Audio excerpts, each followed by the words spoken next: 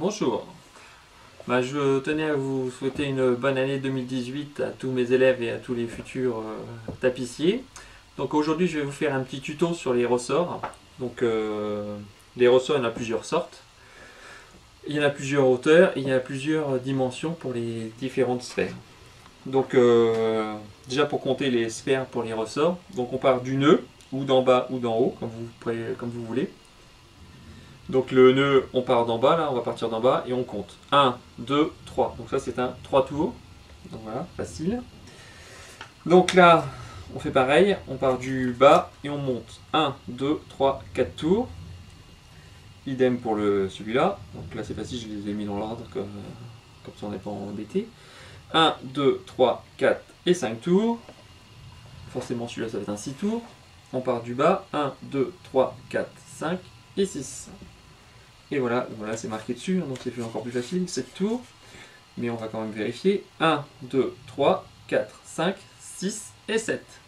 Donc voilà, donc c'est pour reconnaître les ressorts. On part toujours du nœud du bas et on monte. Comme ça vous êtes tranquille. Vous n'aurez plus de problème pour savoir quelle hauteur de ressort on utilise. Et comment on les trouve, c'est plus facile de prendre cette méthode.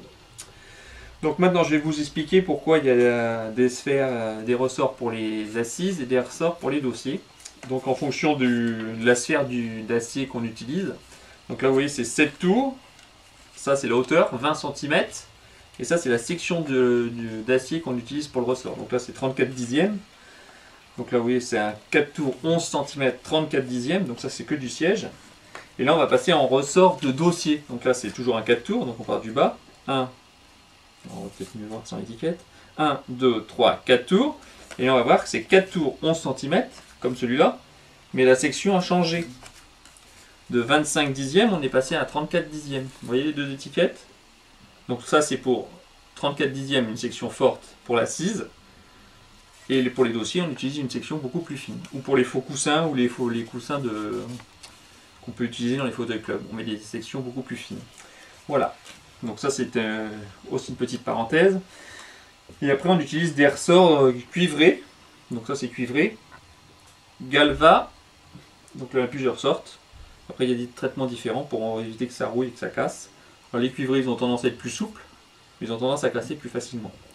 Donc voilà, moi j'utilise souvent les galvanisés avec le traitement pour que l'acier soit plus solide. C'est ce que je mets dans mes fauteuils. Donc voilà les types de ressorts, je vais vous les mettre plus devant, pour que vous voyez à peu près les nombres de ressorts qu'on peut utiliser dans les fauteuils. Il y en a d'autres encore, mais pour le fauteuil classique et lambda, c'est ça qu'on utilise. Voilà, bon je vous souhaite une bonne journée, et n'oubliez pas de vous inscrire sur la chaîne de adrometapissier.com, et je vous dis à bientôt. Au revoir.